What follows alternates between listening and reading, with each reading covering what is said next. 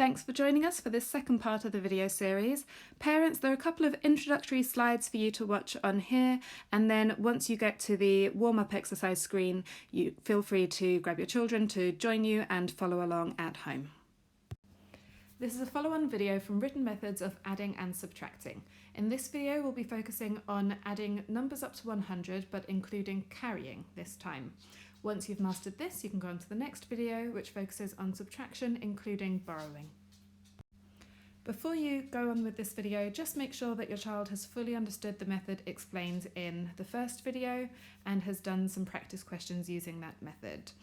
I'll be skipping over a few of the more basic steps in this, assuming that you've remembered them from the last video. So if you haven't got a handle on that quite yet, then go back, practice those questions before you come back to this video. Again, we are going to be using method 1 to add and subtract in this video, and this all leads into eventually moving on to method 2, at which point hopefully your child will be able to easily add and subtract using the common method because they've understood these basics. Finally, before we move on to the next method, please do take the time to complete the practice questions on the screen here, which relate to video 1. In class, we would always get the child to practice the basic steps before adding on another layer, so it's good for you to do that at home, and it helps to avoid overwhelming them when they come onto the harder steps. So you can just pause this video, get your child to complete those questions, and then we'll move on to the new method. Pause quickly if you don't want to see the answers, as I will display them in a second. Now that you've done that warm-up, let's begin.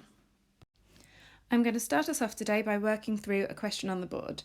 Now don't worry for this example about writing anything down, you don't need to copy what I'm doing on the board, just watch this video for now, and then in a minute you'll have the chance to follow along with a question on here. So you can see here I've already written out our sum, and I've written out tens and units above. Remember parents, you may want to just write these in for your child to help them, or if your child's been practicing the previous method, they may start to be comfortable with writing these out themselves, but just make sure that they are written there for every single sum that they do. Okay, so as before, we start by adding the units first. So we can see we have 4 here. So we start with 4, then 5, 6, 7, 8, 9, 10, 11, 12, 13 units. I'm just going to write 13 down here so we remember what those added up to. Now usually we would write the sum in this column here, the units column. However, we haven't had a 2-digit number before. So I'm going to write the 3 in the units column, because if we put the T and the U there, we have 3 units. And then I'm going to write the 10 under here in the tens column. So you can see that still looks like 13, but just written in a funny way. If it helps you to remember, we can draw an arrow to take the 3 up there and the 1 up there. Okay, so now we've counted up our units, we can count the tens. So we have 4 tens, it says there, 4, or you can just see we've got 4.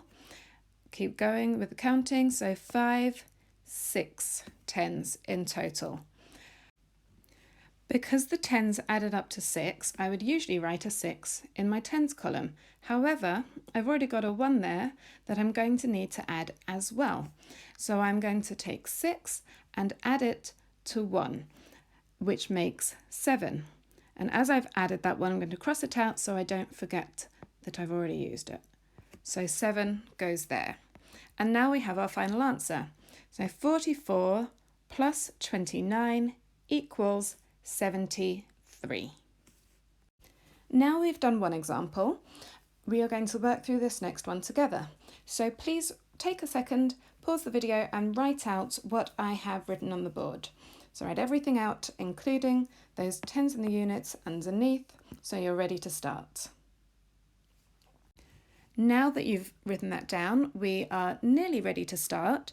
Just a note for parents, so when we have the 8 units written here, your child may be able to tell you that this is 8 just from looking at it or from using that number.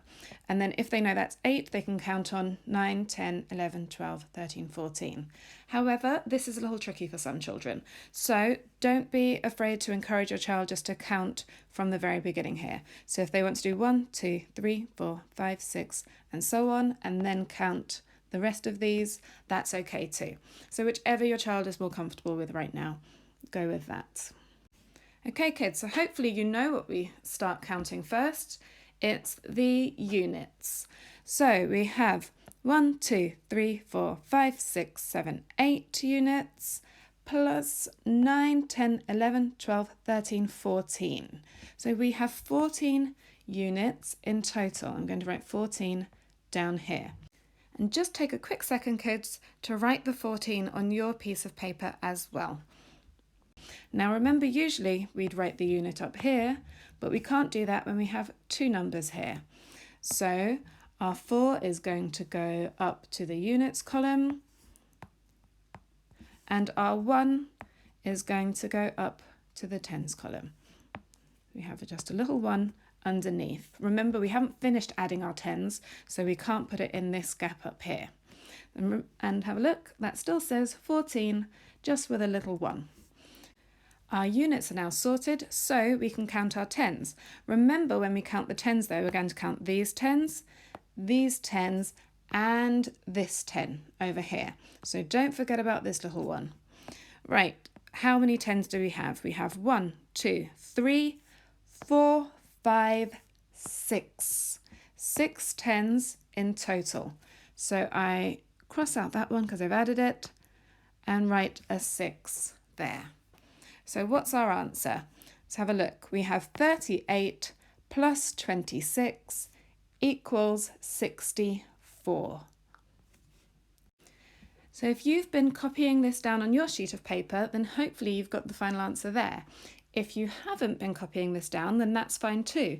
What you can do is pause the video and cover up the screen, answer this question on paper and see if you get the same answer.